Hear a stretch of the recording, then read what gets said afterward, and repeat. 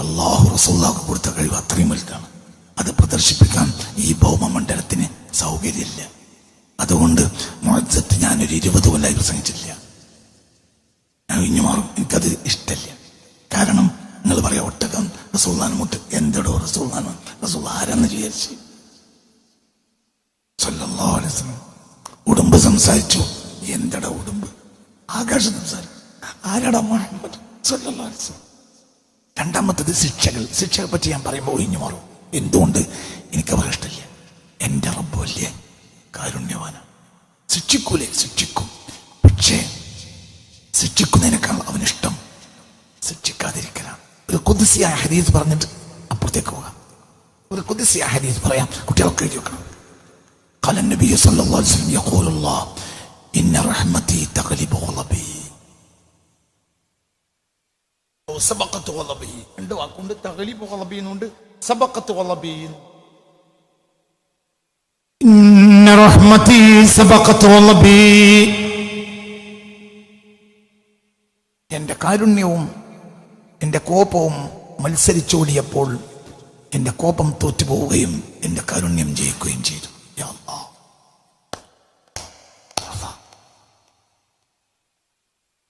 അത്രയേറെ കാരുണ്യമുള്ളവനെ നീ എല്ലാവർക്കും കാരുണ്യം ചൊരിഞ്ഞു തരണമേ പഠിച്ചോ. നീ കാരുണ്യം തുറന്നു തരണമേ റബ്ബേ. നീ കാരുണ്യം തുറന്നു തരണമേ റബ്ബേ.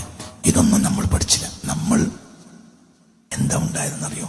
നമ്മൾ ആരാധനാ ചേഷ്ടകളിൽ നിന്ന് ദീനിനെ മനസ്സിലാക്കിയപ്പോൾ പിഴച്ചതാണ്. അടുത്ത കാലത്ത് വഹാബിയത്ത് പ്രത്യക്ഷപ്പെട്ടതിന് ശേഷം ലോകം ആരാധനകളിൽ നിന്നാണ് ദീനിനെ മനസ്സിലാക്കിയത്. ആരാധനകൾ ദീനിൽ ഒരു ഫുറൂഇയായ കാര്യം മാത്രമാണ്. അത് അടിസ്ഥാനപരമായ കാര്യമേ അല്ല. ആരാധനാ ചേഷ്ടകളിൽ നിന്ന് മതത്തെ മനസ്സിലാക്കിയെടുത്ത് മുസ്ലിങ്ങൾക്ക് 1 നൂറ്റാണ്ടിലേറെയായി പിഴച്ചു കിടക്കുകയാണ്. അതിന് കാരണം വഹാബിസമാണ്. വഹാബിസത്തിന്റെ മതം ആരാധന മതമാണ്. ആരാധന മതത്തിൽ ഒരു വലിയ ഘടകമേ അല്ല. അത് ഫുറൂഇയാത്താണ്, ശാഖാപരമാണ്. ഉസൂലിയാത്തല്ല.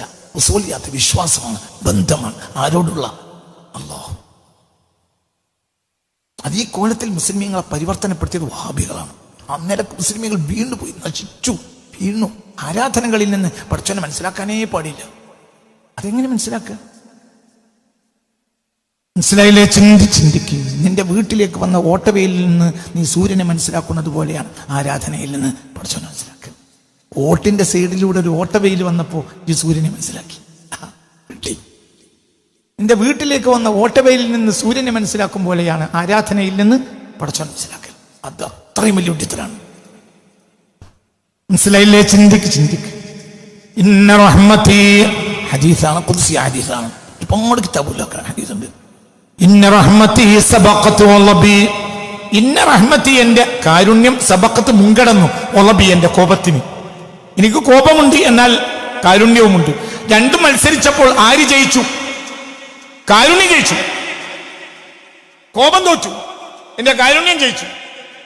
ഔ തഗ്ലിബു വലബി. സബഖത്ത് വലബി എന്നുണ്ട്, തഗ്ലിബു വലബി എന്നുണ്ട്. ശരി, ന്യായത്തിലേക്ക് വാ. വമാ അർസൽനാക ഇല്ലാ റഹ്മത്തൽ ലിൽ ആലമീൻ. സർവ്വലോകത്തിനും എന്റെ കാരുണ്യം അറിയിക്കാനാണ് അങ്ങേ അയച്ചത്. എന്നാൽ കാരുണ്യം അങ്ങയുടേതുമല്ല, അങ്ങ് കാരുണ്യമാണ്. സർവ്വലോകത്തിനും കാരുണ്യം മുഹമ്മദ്. എന്നാൽ മുഹമ്മദിന്റേതാണോ കാരുണ്യം? സ്വല്ലല്ലാഹു അലൈഹി വസല്ലം ആണോ? അല്ല. അതെവിടെ ഉണ്ട്? ഇപ്പുറത്തുണ്ട്. ഫബിമാ റഹ്മത്തിൻ മിനല്ലാഹി ലിൻത ലഹു വലൗ കുൻത ഫവ്വൻ ഗലീദൽ ഖൽബ്. അങ്ങ് പരുഷനും കഠിന ഹൃദയനുമായിരുന്നുവെങ്കിൽ ലം ഫള്ളു മിൻ ഹൗലിക്. അങ്ങയിലേക്ക് ആളുകൾ ഇങ്ങോട്ട് വരുന്നതിന് പകരം ആളുകൾ അങ്ങയിൽ നിന്ന് ഓടിപ്പോയേനെ. അപ്പൊ ആളുകൾ എപ്പോഴും അങ്ങയിലേക്ക് ഇങ്ങോട്ട് വരാനാണ് ശ്രമിച്ചത്. എന്തുകൊണ്ടാണത്? അങ്ങയുടെ കാരുണ്യം. ആ കാരുണ്യമാകട്ടെ അങ്ങയുടേതല്ലതാണ്. ഫബിമാ റഹ്മത്തിൻ മിനല്ലാഹ് വമാ അർസൽനാക ഇല്ലാ റഹ്മത്തൻ. അപ്പോൾ ഇനി നിങ്ങൾ ശ്രദ്ധിക്കേണ്ടത് ഇതിന്റെ പുറത്തുള്ള ആളാ. ആര്? അല്ലാഹു. അവന്റെ കാരുണ്യം എന്തായിരിക്കും? എന്തിനു മേടിക്കാറാണ്? നിരകണ്ട ഇഞ്ചി പഠിക്കുന്നതിനാ? നിരകണ്ടേ കൂടെ ഇഞ്ചി എന്തിനു പഠിക്കണം?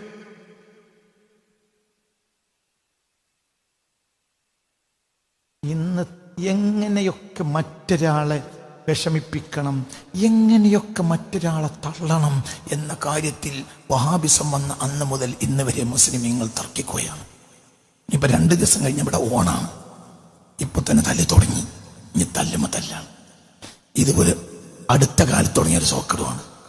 നൂറ്റാണ്ടുകൾ ഈ സോക്കട് കേരളത്തിൽ ഇല്ല. ഓണുണ്ട്, ഇസ്ലാമുണ്ട്, തല്ലില്ല.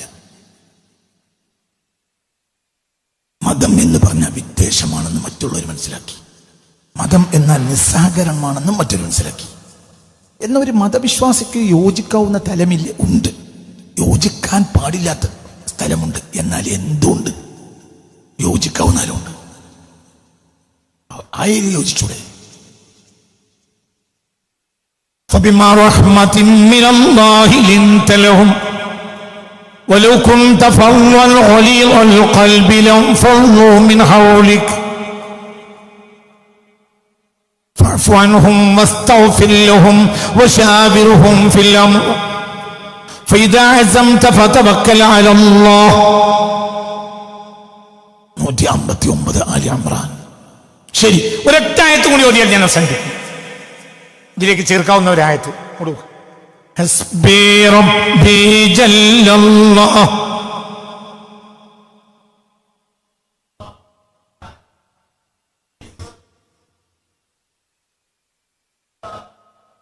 കടലിൽ കൊടുങ്കാറ്റാണെന്ന് കേട്ടാൽ നീ പേടിക്കുന്നത് എന്തിനെന്ന് ചോദിക്കുന്നൊരു ഭാഷയുണ്ട് ഇഖ്ബാലിന്. നാഹൂദാത്തു കിഷ്തീബിത്തു ബഹർബിത്തു സാഹിൽബിത്തു. കടലിൽ കൊടുങ്കാറ്റായതുകൊണ്ട് നീ എന്തിനാ പേടിക്കുന്നത്? നാഹൂദാത്തു കപ്പിത്താൻ നീയാണ്, കിഷ്തീബിത്തു കപ്പലും നീയാണ്, ബഹർബിത്തു സമുദ്രവും നീയാണ്, സാഹിൽബിത്തു കപ്പൽ ചന്ദന എന്ന തീരവും നീ തന്നെയാണ്. എന്നെ പേടി എന്തിനാ? നീ എന്തിനാണ് പേടിക്കണം? നിന്റെ ദീൻ കാരുണ്യാണ്. ആ ദീൻ കൊണ്ട് അയക്കപ്പെട്ട ആൾ കാരുണ്യാണ്. ആ ആളുടേതും അല്ല കാരുണ്യം. ഒരാള് സൃഷ്ടിയായ ഒരാളെ കാരുണ്യവും കൊണ്ടയച്ചു. അപ്പോൾ ഞാൻ നിങ്ങളെ നരകമുണ്ട് എന്ന് പറഞ്ഞയച്ചല്ല, ഞാൻ നിങ്ങളെ കാരുണ്യം കൊണ്ടയച്ചു.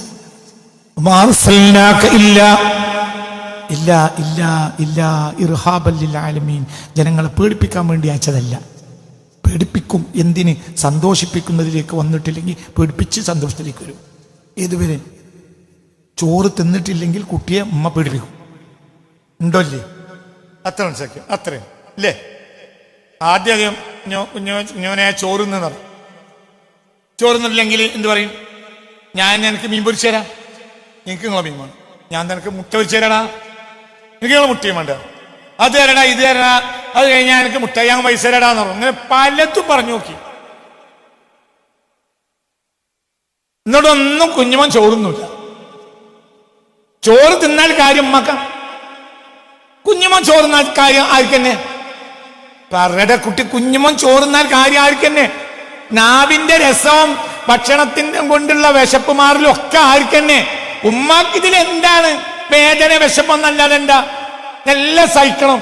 അപ്പൊ ഉമ്മാന്റെ കാരുണ്യം കൊണ്ട് അമ്മ കുഞ്ഞുമോനെ ചോറുന്ന് മിഠായി തരാ, അങ്ങനെ തരാ, ഇങ്ങനെ തരാ. അത് കഴിഞ്ഞാൽ നമ്മള് അങ്ങാടിക്ക് പോവും, നമ്മള് കോഴിക്കോട് ബീച്ച് കാണിച്ചു തരാം. അങ്ങനെ ഇത് പറഞ്ഞിട്ട് ചോറുന്നില്ല. അപ്പോൾ പാടിയെടുക്കും, ഈ ചോറ് തിന്നൂല.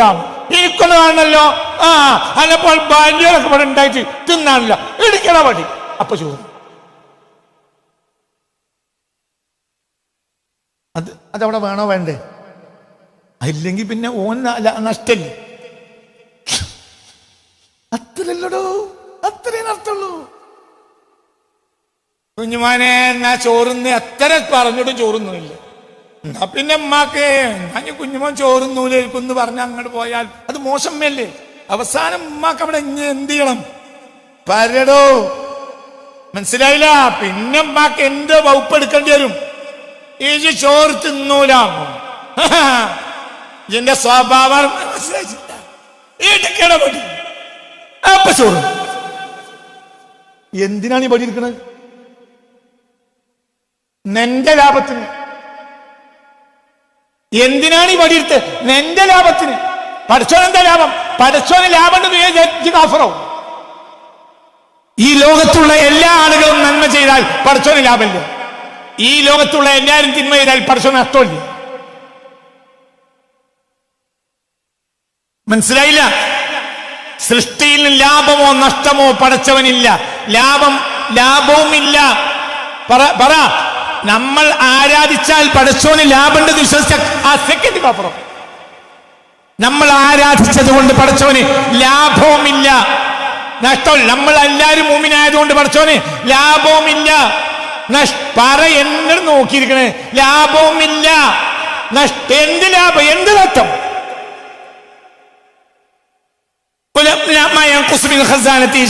അള്ളാഹുവിന്റെ ഖജനാവിൽ നിന്ന് ഈ ലോകത്തുള്ള എല്ലാവരും തിന്മ ചെയ്താലും അല്പം കുറയില്ല, ഒരു നഷ്ടം നോക്കില്ല. അപ്പോൾ പിന്നെ അള്ളാഹു വടിയെടുത്തിന്നില്ല എന്റെ ലാഭത്തിന്. ഈ ശൈലിയാണ്. എന്ത് മിഠായി അങ്ങനെ ഇങ്ങനെ ഒക്കെ പറഞ്ഞു, എല്ലാം പറഞ്ഞു, ഇങ്ങോട്ട് തിന്നൂല. പിന്നെ വടിയിരിക്കണല്ലോ. എന്ത് അവസാനം ചോറൊക്കെ തിന്നു കഴിഞ്ഞാൽ സാരല്ല കേട്ടോ, അമ്മാൻ്റെ സാരല്ല കേട്ടോ എന്നും പറഞ്ഞു കഴിഞ്ഞ് എന്താവും ചെയ്തു? ചോറ് പള്ളിയിലായി. അപ്പൊ അപ്പുറത്തുള്ള ഏട്ടത്തിമാരും മക്കാക്കമാരും കളിയാക്കും. നമുക്ക് ആദ്യം തന്നെ തിന്നിരുന്നെങ്കിൽ മുട്ടായും കൂടി കിട്ടിയിരുന്നില്ലേ? ഇപ്പൊ മുട്ടായി പോയില്ലേ? മുട്ടായി വാങ്ങിത്തരാന്ന് പറഞ്ഞു. അപ്പൊ തന്നെ നിന്നണ്ടി. ഇപ്പൊ എന്തായി? മുട്ടായി പോയി. നിങ്ങൾക്ക് പറഞ്ഞത് മനസ്സിലായോ? മുട്ടായി കൊടുക്കുകയും ചെയ്യും, സാരല്ല. മനസ്സിലാവുകൊണ്ട് പറഞ്ഞ് ചിന്തിക്കുക. അപ്പൊ അള്ളാന്റെ നമ്മളെ കൊണ്ട് അള്ളാഹു നിയമങ്ങൾ പാലിപ്പിച്ചതിന്റെ പിന്നിലും അള്ളാഹുവിന്റെ കാരണം. അപ്പൊ അവന്റെ കാര്യം എത്രയാ? ഇത് മുർസല, ഇത് സൃഷ്ടിയ. ഈ ആൾക്ക് എന്തില്ലതാനും, ഈ ആൾക്ക് സ്വന്തമായി എന്തില്ല? റഹ്മത്തില്ല. ഫബിമാ റഹ്മത്തിൻ മിനല്ലാഹ്. ഒന്നിന്റെ കൂടെ വരി കുട്ടികളെ. ഈ മനുഷ്യന് സ്വയം എന്തില്ല? റഹ്മത്തില്ല. റഹ്മത്ത് അള്ളാന്റെ അല്ലേ? ഫബിമാ റഹ്മത്തിൻ മിനല്ലാഹി ലിൻത ലഹും. അള്ളാന്റെ റഹ്മത്ത് കൊണ്ടാണ് താങ്കൾ അവരോട് സൗമ്യമായി പെരുമാറിയത്. താങ്കളുടെ റഹ്മത്തല്ല. ആരുടേത്? ഞാൻ കൊടുത്തയച്ചതാ. അല്ലാഹു സുബ്ഹാനഹു വ തആലാന്റെ സന്ദേശം കൊണ്ടുവരിക. എന്താ സന്ദേശം? റഹ്മത്ത്. അപ്പൊ ഈ റഹ്മത്ത് ആരുടേതാണ്? മുർസലിൻ്റെതല്ല, മുർസിലിൻ്റെതാണ്. മുർസൽ ഒരു സൃഷ്ടിയാണ്. ഈ സൃഷ്ടി എന്തും കൊണ്ട് വന്നു? ആരുടെ റഹ്മത്ത്? അപ്പോൾ പിന്നെ അവന്റെ കയ്യിൽ എത്ര ആയിരിക്കും അത് ആ റഹ്മത്ത്? ലോകാവസാനം വരെ ഒരു റഹ്മത്തിന്റെ വാതിൽ മാത്രമേ അള്ളാഹു തുറക്കൂ എന്ന് മുഹമ്മദ് മുസ്തഫ. ഒരൊറ്റ റഹ്മത്തിന്റെ വാതിലെ തുറക്കൂ. ബാക്കി 99 റഹ്മത്തും പരലോകത്ത് അള്ളാഹു അടിമയുടെ മുന്നിൽ കാണിക്കും. അത് ദുനിയാവെന്ന് കണ്ട അടിമക്ക് ഉൾക്കൊള്ളാൻ കഴിയില്ല. പേടിക്കണ്ട, പേടിക്കണ്ട. കാരുണ്യത്തിന്റെ പിതാവിനെ പേടിക്കുമ്പോലുണ്ടല്ലോ ഒരു പേടിക്കല്. ബാപ്പ വല്ലാത്ത കരുണയാ. ആ ബാപ്പാക്കൊരു എതിര് ചെയ്യുമ്പോൾ നമുക്കൊരു വിഷമുണ്ടാവും. വടിയെടുക്കുന്ന ഏത് നേരം തല്ലുന്ന ബാപ്പയും തീരെ തല്ലാത്ത ബാപ്പയും നോക്കുകയാണെങ്കിൽ മാന്യനായ മകനെ അല്ലെങ്കിൽ മകൾക്ക് പേടി ആരെയിരിക്കും? തല്ലാത്ത ബാപ്പയാണ്. ആണോ അല്ലേ? പറയേ. ജീവിതത്തിൽ ഒരിക്കലും വടിയെടുക്കാത്ത ബാപ്പ, സദാസമയം വടിയെടുക്കണ ബാപ്പ. ഈ രണ്ട് ബാപ്പമാരിൽ കുട്ടിക്ക് പേടി ആരെയാണ്? ഒരു വിളച്ചിലാട്ടിയാൽ വടിയെടുക്കാത്ത ബാപ്പാന്. വടിയെടുക്കണ ബാപ്പാന്റെ എത്രയുണ്ട്? എന്തേതായാലും ബാപ്പാന്റെ മുന്നിൽ പോണോടുകൂടെ ബാപ്പ എന്ത് ചെയ്യും? പോത്തിനെ തല്ലും പോലെ അങ്ങനെ തല്ലും. അവരുടെ വിഷയം തീർന്ന് കഴിഞ്ഞ്. അതേ സമയത്ത് കാരുണ്യക്കടലായ ബാപ്പാക്ക് ഒരു എതിര് ചെയ്താൽ കണ്ണപ്പെടാൻ കഴിയില്ല, കരിഞ്ഞോ. നമ്മൾ ബാപ്പാക്ക് ഒരു എതിര് ചെയ്തു, തിരിച്ചു വരിക, ബാപ്പ അമ്മർത്തിരിക്കുന്നുണ്ട്, ബാപ്പാക്ക് ഇത് അറിയും ചെയ്യാം. അടി വെച്ചങ്ങനെ നീങ്ങൂല. എന്നാ ഉറപ്പാണ് ബാപ്പ തല്ലൂല. പക്ഷെ ഒരു അടി വെച്ച് ഉമ്മർത്തേക്ക് കയറാൻ കഴിയില്ല. നിന്റെ ഹൃദയത്തിൽ മാന്യത അല്പുണ്ടെങ്കിൽ ശരിയാണോ അല്ലേ? പറ, ശരിയാണോ അല്ലേ? എന്തുകൊണ്ട്? അത്രയും വലിയ കാരുണ്യക്കടലായ ഒരു മനുഷ്യന് ഞാൻ എതിര് ചെയ്തല്ലോ, സഹിക്കാൻ കഴിയും. ഇതാണ് അടിമയും ആരും തമ്മിൽ. അതാണ് പേടി, അതാണ് പേടി, അതാണ് പേടി. നരകത്തിന് പിടിച്ച നരകത്തിനല്ല ഞങ്ങൾ പേടിച്ച് അള്ളാനെ. മറ്റോന് പേടി ബടിയാണ്. മൂമിനും ബടിനെ പേടിയാണെങ്കിൽ പിന്നെ മൂമിനർ എന്താ? നിങ്ങൾ ഇവിടെ സ്ഥലത്തുണ്ടോ ഇല്ല? ആദ്യം നിങ്ങൾ സ്ഥലത്തുണ്ടോ ഇല്ല, നിങ്ങൾ സ്ഥലത്തുണ്ടോ ഇല്ല എന്ന് പറയും. ആദ്യം നിങ്ങൾ സ്ഥലത്തുണ്ടോ? നിങ്ങൾ ഇവിടെ നാട്ടിലുണ്ടോ? മനസ്സിലായോ പറഞ്ഞത്? എടാ, തമ്മാടിക്ക് പേടി പടിയാണ്. മുമ്മിനും പടീനെ പേടിയാണെങ്കിൽ പിന്നെ അള്ളാനെ പാർക്ക പേടി. എന്താണ് ഈ പേടി? അവന്റെ സ്നേഹത്തിന്റെ മുന്നിൽ നമ്മുടെ ഈ വെളച്ചിൽ പെട്ടുപോയല്ലോ എന്ന പേടി, സഹിക്കാൻ കഴിയാത്തൊരു പേടി, അതാണ് പേടി. ഇനിമേൽ അവന് എന്നോട് സ്നേഹം കുറയുമോ എന്ന പേടി, അവൻ സ്നേഹത്തിന്റെ ആ ദർപ്പണത്തിൽ നിന്ന് എന്നെ മാറ്റുമോ എന്ന പേടി. അത് സഹിക്കാൻ കഴിയില്ല. മറ്റൊന്ന് നരകത്തിട്ട് തീർന്നില്ല.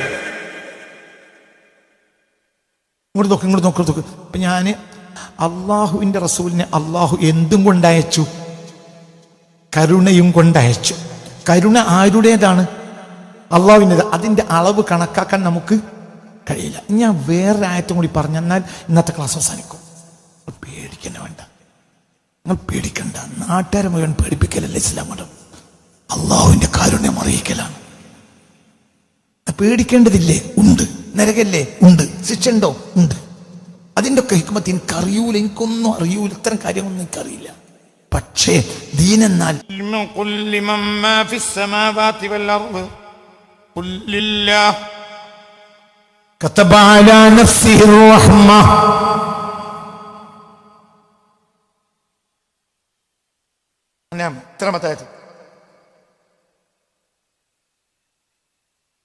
حسبي ربي جل الله ما في قلبي غير الله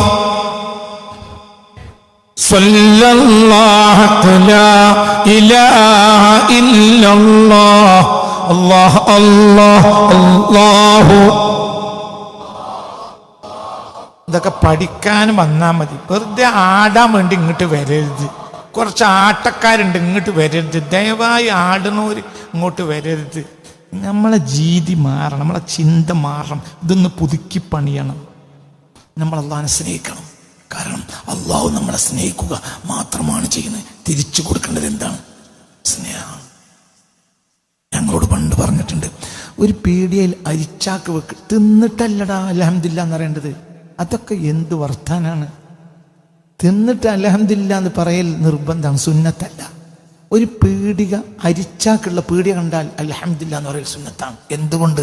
അള്ളാഹു ഇപ്പോഴും അരി പടക്കണുണ്ടല്ലോ. നിന്റെ കയ്യിൽ അരി വാങ്ങാൻ പൈസ ഇല്ലെങ്കിലും നാട്ടിലത് വാങ്ങണ്ടല്ലോ. ഒരു ഫ്രൂട്ട്സിന്റെ കട വാങ്ങുന്നത് കണ്ടാൽ ആപ്പിളിന് കിലോ 150, എന്നാലും നീ അൽഹംദുലില്ലാ എന്ന് പറയണം. എന്തുകൊണ്ട്? നമ്മളിങ്ങനെ ദോഷിയാണെങ്കിലും അള്ളാഹു തആല ആപ്പിളിനെ പടക്കണ്ടല്ലോ. കുളിമാട് ഞാനിങ്ങനെ കോഴിക്കോട് നിന്ന് പോകുന്ന വൈകുന്നേരങ്ങളിൽ കാണാം, ഇവിടെ ഭയങ്കര തിരക്ക്, അപ്പുറത്ത് വീണ്ടും തിരക്ക്, മത്സ്യത്തിന് തിരക്കുക. ഇന്നലെ ആലോചിച്ചു, കുറച്ചോനെ എന്നിട്ടും കടലില് മീൻ ബാക്കിയുണ്ടല്ലോ. അല്ലാ, ഒരു കാലത്ത് മീനുണ്ട് കടലിന് ഓർക്ക് പറയാം. ആദം നബി 40 മക്കളും, ഇപ്പൊ 800 ചില്ലാനം കോടിക്കും എന്തുണ്ട്? മീനുണ്ട്. എല്ലാവരുടെ കയ്യിൽ പൈസയുണ്ട്. പുറത്തു പറയണ്ട. പിരിവുകാർ ചെല്ലുമ്പോ മാത്രമേ പൈസ എല്ലാം അറിയുള്ളൂ. പിരിവുകാർ ചെല്ലുമ്പോ പറയുന്ന വാക്കാണ് എന്ത്? പൈസ അല്ല. ഐക്കോറം നല്ലത്, നല്ല ചെമ്മീനുണ്ട് പറഞ്ഞാൽ ഒരാൾക്കും എന്തില്ല, അവിടെ പൈസ ഇല്ല. അപ്പൊ ഞാൻ ഇന്നലെ വൈകുന്നേരം ഇങ്ങനെ പോയി. എന്നെ അത്ഭുതപ്പെടുത്തിയത് ഇവിടെ ബൊമ്പൻ തിരക്കാം. കുറച്ച് ചുള്ളിക്കപ്പുറം ചെന്ന് നോക്കുമ്പോ അവിടെ തിരക്കാണ്, തിരക്കോട് തിരക്ക്. എന്തിന്? മീനിന് തിരക്കുക. അപ്പൊ എൻ്റെ മനസ്സിൽ ഈ ചുള്ളിക്കാപ്പറമ്പ് ഇങ്ങനെ വിട്ട് കടന്ന് വണ്ടിയിൽ പോവുക, ഞാൻ മൂത്തേടത്ത് പോവാ ഇന്നലെ രാത്രി. അപ്പൊ എൻ്റെ മനസ്സിൽ നിറഞ്ഞു, പഠിച്ചോനെ ഇപ്പോഴും കടലില് മീനുണ്ടല്ലോ റബ്ബേ. അല്ലാ, നിനക്ക് മീൻ വാങ്ങാൻ പൈസ ഇല്ലെങ്കിലും കടലിന് എന്ത് കിട്ടുന്നുണ്ട്? പറയണ അൽഹംദുലില്ലാ അൽഹംദുലില്ലാ. ഞാനും എൻ്റെ ഇക്കാക്ക ഇസ്മായിലും കൂടി വെള്ളിയാഴ്ച രാവിലെ 3 കിലോമീറ്റർ ഓടും 1 കിലോ ഇറച്ചി വാങ്ങാൻ. വെള്ളിയാഴ്ച രാവിലെ മദ്രസല്ല, സ്കൂളിലേക്ക് പോകുന്നതിന് മുമ്പ് ഇറച്ചി വാങ്ങും. എന്നിട്ട് വല്യമ്മ കൊണ്ടേ കൊടുത്താൽ തിരിച്ചു വരുമ്പോൾ ഞങ്ങൾക്ക് ചാറ് കിട്ടും. 10-26 ആളുള്ള പെരയല്ലേ. ഞങ്ങൾ സ്കൂൾ കഴിഞ്ഞ് വന്നിട്ടാണ് ഞങ്ങൾക്ക് കിട്ടുക. അപ്പൊ ഞങ്ങൾക്ക് എന്തുണ്ടാവില്ല, ഇറച്ചില്ലെങ്കിൽ എന്തുണ്ടാവും? ചാറുണ്ടാവും. നല്ല വലിയ അനുഗ്രഹമാണ്. അന്ന് 1 കിലോ ഇറച്ചി കിട്ടണമെങ്കിൽ 3 കിലോമീറ്റർ ഓടണം. അതിൻ്റെ ഇടയിൽ ഇറച്ചില്ല, ഇറച്ചി പീടിയല്ല. ഇപ്പോൾ 10 അടിയിൽ അടുത്ത ഇറച്ചി പീടിയ, 10 അടി വെച്ച പിന്നെ ഇറച്ചി പീടിയ, 10 അടി വെച്ച പിന്നെ ഇറച്ചി പീടിയ. ഉണ്ടോ അല്ലേ? അല്ലാ, അൽഹംദുലില്ലാ എന്ന് പറയാം. എന്റെ കയ്യിൽ ഇറച്ചി അങ്ങ് 400 റുപ്യ അല്ലെങ്കിൽ അൽഹംദുലില്ലാ എന്ന് പറയട്ടെ ചങ്ങായി. ഇക്കോലം അല്ലേ നാട്ടിൽ അതിന് മാത്രല്ലേ? നിങ്ങൾ ചിന്തിക്ക്. നമ്മൾ പട്ടി കൂടി പറഞ്ഞ പട്ടി കൂടിയിട്ടില്ലടോ. പോത്തിനറക്കണ മാതിരി പട്ടിനറക്കുകയാണെങ്കിൽ ഒരു പട്ടി വിടണോ? എന്താണ് ആലോചിക്കാത്തത്? ഒരാളും പട്ടിനറക്കാത്തോണ്ടല്ലേ.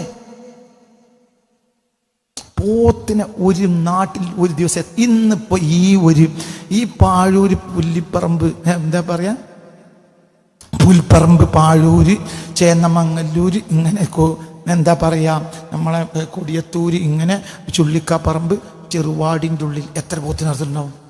കാരണം വെള്ളിയാഴ്ച ജുമ കഴിഞ്ഞാൽ പോത്തറച്ചിട്ടുണ്ട്. ഇല്ലെങ്കിൽ നമുക്ക് എന്ത് ജുമയാണ്? മനസ്സിലാണ് പറഞ്ഞത്? അങ്ങനെയല്ലേ ഇവിടെ പണ്ട് ജില്ലയിൽ ഈ സ്ഥലത്തുള്ള പോത്തിനെ ഒരു ജില്ലയിൽ ഇറക്കൂല, എന്നിട്ടും പോത്ത് ബാക്കിയാണ്. അപ്പൊ എന്ത് പറയും?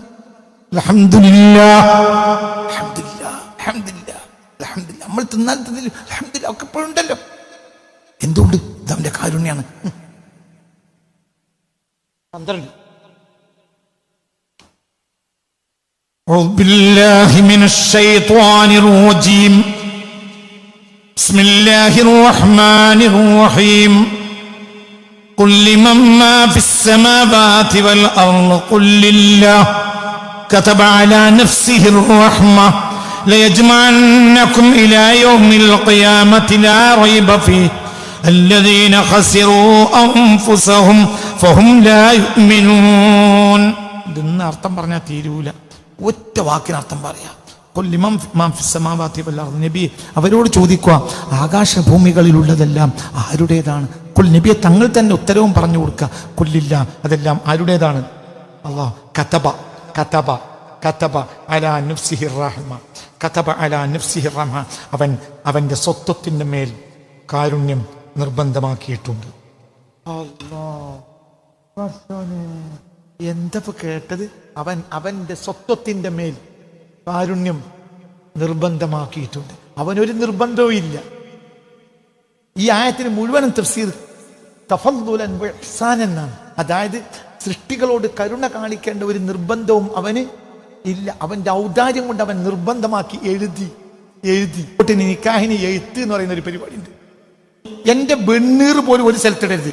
നിസ്ഫിൽ ബഹരി നിസ്ഫിൽ ബരി നിസ്ഫിൽ ബഹരി, പകുതി വെണ്ണീർ കടലിലിടണം, പകുതി വെണ്ണീർ കരയിലിടണം. കരയും കടലും ആയിട്ട് വെണ്ണീറൊക്കെ കളയണം. പെട്ടെന്നൊന്നും പടച്ചോൻ എന്നെ പിടുത്തം കിട്ടാൻ അള്ളാഹു തആല വിചാരണ ദിവസം കരയോടും കടലോടും പറഞ്ഞു ആ സാധനം കൊണ്ടാ. അപ്പൊ അള്ളാഹു തആലക്ക് തിരിച്ചു കൊടുത്തു. അള്ളാഹിനെ മുന്നിൽ കൊണ്ടുപോയി നിർത്തി. അള്ളാഹു ചോദിച്ചു, ഞാൻ മരിക്കണമെന്നൊരു വസിയത്ത് എഴുതിയാലോ, അതെന്തിനു ചോദിച്ചു. അപ്പോൾ പറഞ്ഞു, മിൻ ഖശിയത്തിക റബ്ബി, പടച്ചോനെ എനിക്ക് എന്നെ പേടിയിരുന്നു.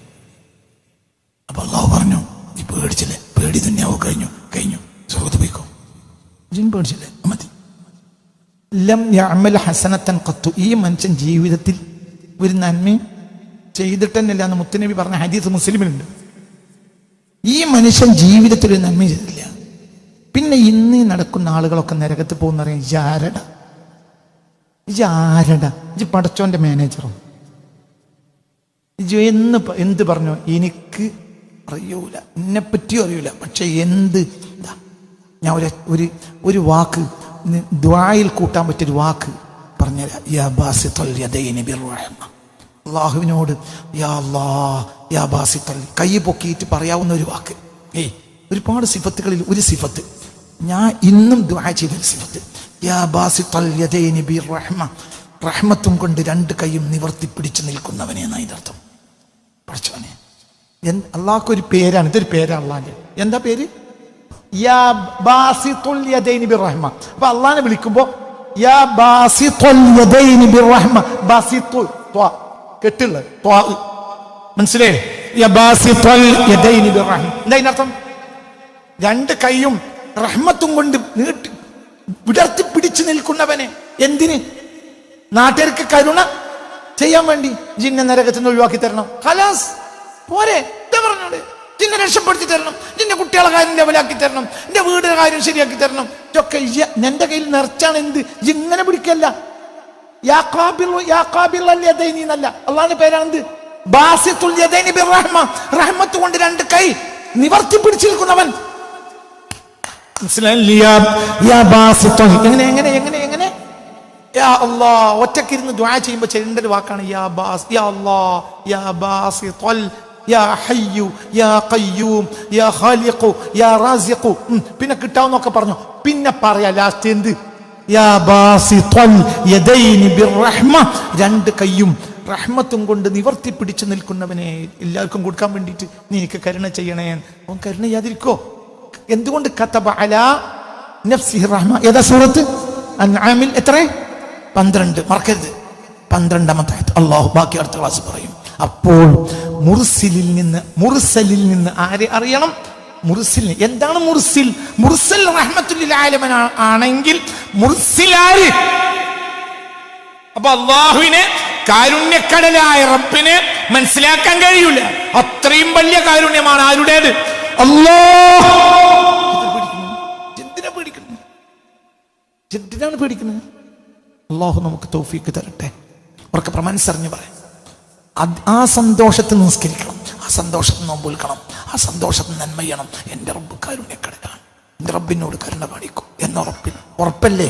ഈ ക്ലാസ്സിൽ പങ്കെടുത്തവരൊക്കെ പറയും റബ്ബിനോട് കരുണ കാണിക്കുമെന്ന പ്രതീക്ഷയല്ലേ ഓരോരുത്തർക്കും ഇല്ലേ? ഞങ്ങൾ ദോഷികളാണ് പറഞ്ഞാൽ, ഞങ്ങൾ ദോഷികളാണ്, എന്നാലും നീ ഞങ്ങളോട് കരുണ കാണിക്കുമെന്ന് ഞങ്ങൾ പ്രതീക്ഷയാണ്. അങ്ങനെ പറഞ്ഞാളി. എന്തിനാണ് പേടിക്കണത്?